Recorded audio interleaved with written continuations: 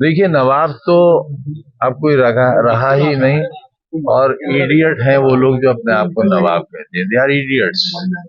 ये इडियट हमें कहते हैं, मुझे तो पता है इसको इडियट की स्पेलिंग आती भी नहीं है। रामपुर की सियासत में एक बार फिर से बवाल मचा हुआ है। एक तरफ समाजवादी के कद्दावर नेता आजम खान हैं और दूसरी तरफ नवाबी रुतबे वाला नवाब खानदान। वो आजम खान जिन्होंने सड़क से लेकर संसद तक मुद्दों को उठाया, जिन्होंने रामपुर में जौहर यूनिवर्सिटी बनवाई और तालीम को आगे बढ़ाया। वो रामपुर जो कभी तहजीब और सियासत का संगम कहा जाता था, अब सियासी जंग का मैदान बन चुका है। देश भर में भले ही बिहार चुनाव को लेकर राजनीतिक बिसात बिछ चुकी हो, मगर उत्तर प्रदेश में होने वाले 2027 के विधानसभा चुनाव से पहले रामपुर भी सियासी अखाड़ा बनता चला जा रहा है। यहाँ पर सपा नेता आजम खान और नवाब खानदान के बीच दशकों से चली आ रही अदावत भी देखने को मिल रही है। दोनों ही राजनीतिक हस्तियों के बीच वार प्रतिवार जारी है।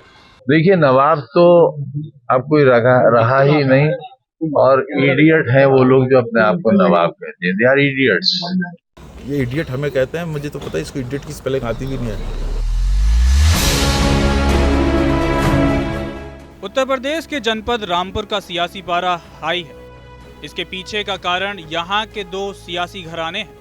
फिलहाल दोनों ही चुनावी मैदान से बाहर नजर आ रहे हैं। जहाँ एक तरफ समाजवादी पार्टी के कद्दावर नेता आजम खान, उनकी पत्नी डॉक्टर तंजीम फातिमा, बेटे अब्दुल्ला आजम को कोर्ट के द्वारा सजा दिए जाने के बाद फिलहाल चुनाव लड़ने की उम्मीद ना के बराबर है, तो वहीं दूसरी ओर रामपुर का नवाब खानदान है, जिसमें पूर्व सांसद बेगम नूरबानो कांग्रेस की नेता होने के चलते इंडिया गठबंधन के फरमान को मानने के लिए मजबूर है।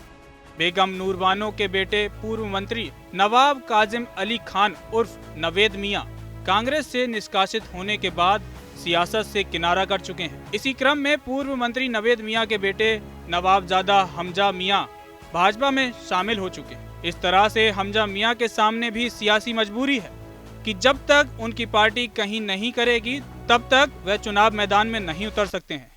तो वहीं अब आजम खान से नवाब को लेकर सवाल किया गया तो उन्होंने अपने अनोखे अंदाज में जवाब दिया। देखिए, नवाब तो अब कोई रहा ही नहीं, और इडियट हैं वो लोग जो अपने आप को नवाब कहते हैं। They are idiots. आपने थ्री इडियट देखी? They are idiots who say themselves nawab in present atmosphere and present so-called democracy। अब इडियट अगर कुछ कहते हैं तो इडियट्स का, और हमने तो उनके अजदाद की बोटियां नहीं छोड़ी। सपा नेता आजम खान और नवाब खानदान के बीच की अदावत और सियासत सन 1980 से जारी है, जो अब तक किसी न किसी रूप में दिखाई भी दे जाती है।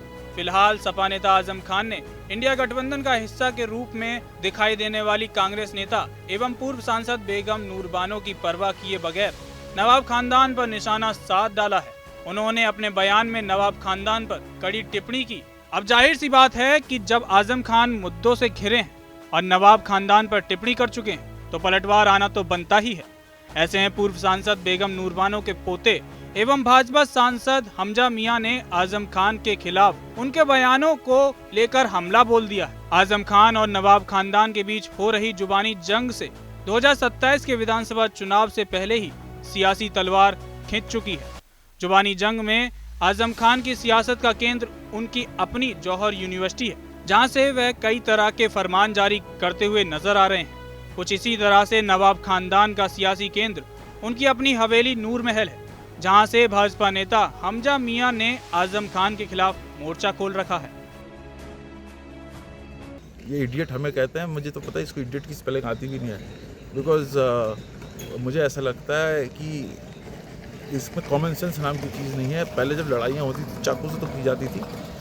अब कोई तुम्हें चाकू दिखा रहा है तो कलम से लड़ाई थोड़ी ना करोगे। हमने तो रामपुर को अपने लोगों को बचाने का काम किया था चाकू देने से लड़ाई में, और कलम देने का काम किसी ने किया तो नवाबों ने किया है।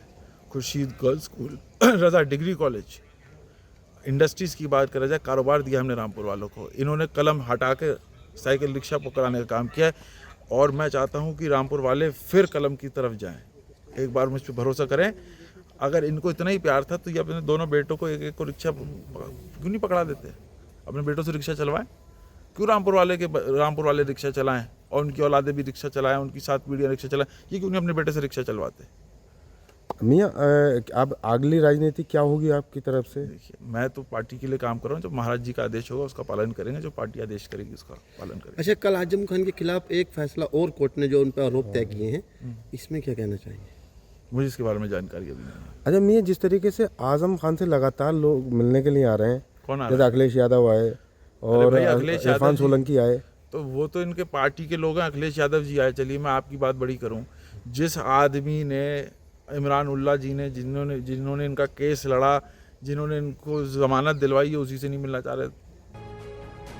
इतना ही नहीं, हमजा मियां ने तो आजम खान को एहसान फरामोश तक कह दिया और साफ सीधे शब्दों में ये कहा कि उनके दादा ही थे जिन्होंने उन्हें विधायक बनाया था और यहाँ तक कि यूनिवर्सिटी बेचने तक की सलाह दे दी।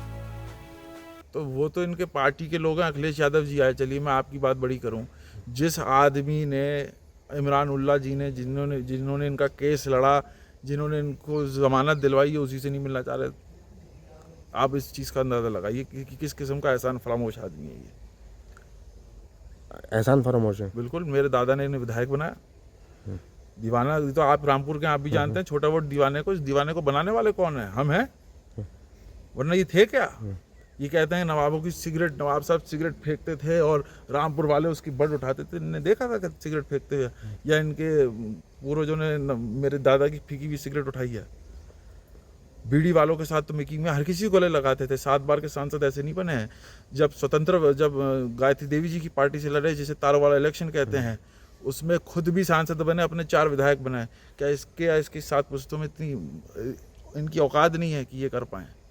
आज़ाद होगी जरूर। 14 में हार, सपा सरकार में ये मुख्यमंत्री थे, 14 में क्यों नहीं इनका आदमी नसीर खां मुख्यमंत्री वो सांसद बन पाए? रामपुर से तो जिता नहीं पाए सांसद। 24 में विरोध किया सपा के प्रत्याशी का, फिर भी सपा का प्रत्याशी जीत गया। तो इनका कौन सा वोट बैंक है? अच्छा मियाँ, ये अपना मकान बेच रहे थे अभी पिछले दिनों में। रामपुर में जने कितने प्रॉपर्टी डीलर टहले हैं, बहुत लोग खरीदना चाहेंगे, बिकवा दीजिए।